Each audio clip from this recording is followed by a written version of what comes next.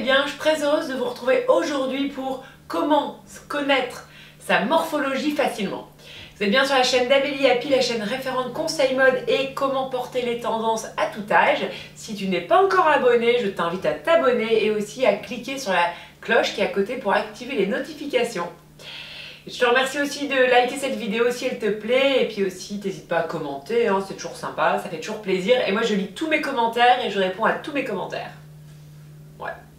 Peut-être des fois avec 12 heures de retard mais je réponds à tous mes commentaires.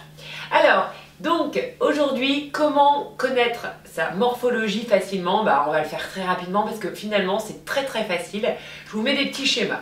Donc, la morpho la plus facile à identifier, c'est la 8. Donc la 8, ce sont les femmes qui ont une belle poitrine, qui ont une taille très marquée, qui ont 8 cm entre le tour de poitrine et le tour de taille, un écart de 8 cm, donc la taille très marquée, et les hanches proportionnelles à la poitrine. Donc ça c'est le 8. Donc ça, ce sont les femmes qui ont besoin de marquer un peu la taille pour qu'elles ne fassent pas trop rondes, parce que si elles font des looks trop droits, et ben elles font un petit peu boule, alors que pas du tout, il faut juste qu'elles marquent un peu la taille. Donc ça, les robes de ceinturet, les trench ceinturet, voilà, tout ça. Donc ça, c'est une des silhouettes les plus faciles à identifier. La deuxième que je trouve hyper facile, c'est le H. Le H, ce sont les femmes qui ont la poitrine, la taille et les hanches à la même touque. Donc ce sont les femmes qui sont en H. Bon voilà, c'est quand même hyper facile à comprendre. Hein. Donc ça, ce sont des femmes qui doivent se recréer une taille et elles peuvent porter donc des vestes légèrement ceinturées, des trench un peu ceinturées ou alors elles ceinturent derrière. Elles peuvent structurer la silhouette notamment avec des vestes ouvertes. De toute façon, je vous donnerai des détails bien précis dans d'autres vidéos comment s'habiller quand on est H. Mais là, l'objectif, c'est de déterminer votre silhouette. Ensuite, une autre silhouette qui est hyper facile, c'est la V. Donc la V, ce sont les femmes qui ont des épaules un peu plus larges que leurs hanches. Donc souvent, ce sont des femmes qui ont fait soit beaucoup d'activités sportives quand elles étaient jeunes, ou en tout cas qui ont développé un peu leur carrure, donc les V. Et donc, pas mal d'entre nous qui ont cette silhouette-là.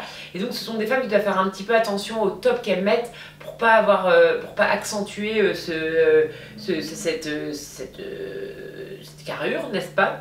Donc, il faut bien choisir ses tops, on évite carrément le bustier, on évite les choses trop frottantes qui donnent du volume supplémentaire inutilement en haut. Ensuite, les autres femmes qui sont faciles, c'est les A. Donc les A sont les femmes qui ont un buste et des épaules plutôt minces et des hanches qui sont un peu larges. Donc ça, on parle de silhouette un petit peu latino. Donc ça, ce sont des femmes qui doivent faire attention au top et surtout au bas qu'elles portent.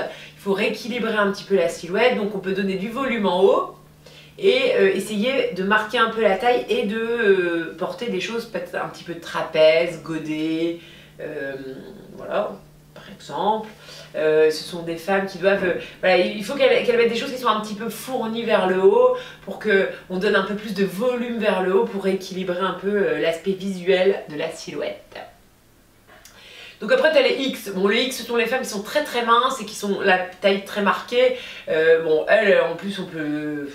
Voilà, ce sont des femmes qui sont plutôt minces, peu de poitrine. Bon, je trouve que c'est pas une silhouette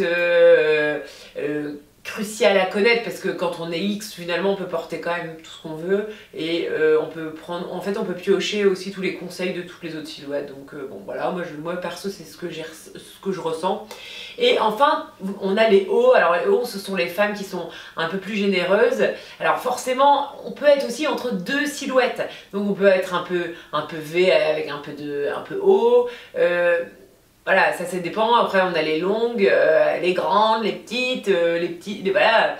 Donc, mais les hauts, c'est quand même aussi des femmes qui ont une belle poitrine généreuse, des hanches. Et donc, du coup, il faut qu'elles fassent attention à ce qu'elles portent pour pas que ça soit trop près du corps, mais que ça soit pas non plus trop large parce que sinon c'est pas beau. Donc voilà, de faire un petit peu plus attention à ce qu'elles portent pour qu'elles mettent encore plus en valeur leur silhouette. Et notamment ce sont des femmes qui doivent privilégier à gogo les décolletés, montrer aussi les bras, hein. Des fois c'est joli, ça donne de la légèreté à la silhouette.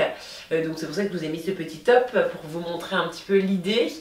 Et enfin, bien sûr, il y a des sous-morphologies. On peut être plusieurs morphologies à la fois. Et donc ça sera l'objet d'une prochaine vidéo. J'espère que via cette vidéo, j'ai réussi à éclaircir un petit peu les morphologies. Moi, je vous invite toutes à connaître votre morphologie. C'est quand même hyper important pour se dire, bah voilà, moi je vais éviter d'essayer des tops sans manches, par exemple. Quand on est V, c'est pas très joli. Il vaut mieux mettre de la petite manche. Voilà, il faut trouver, connaître un tout petit peu pour s'orienter plus facilement et surtout faciliter le shopping. J'espère que cette vidéo vous a plu, vous a permis de mieux comprendre encore votre morphologie. Je m'étais rendu compte que je n'avais pas encore fait de vidéo comme ça aussi claire, j'espère, sur la morphologie. Je vous embrasse très fort, je vous souhaite une belle soirée, je vous dis à demain.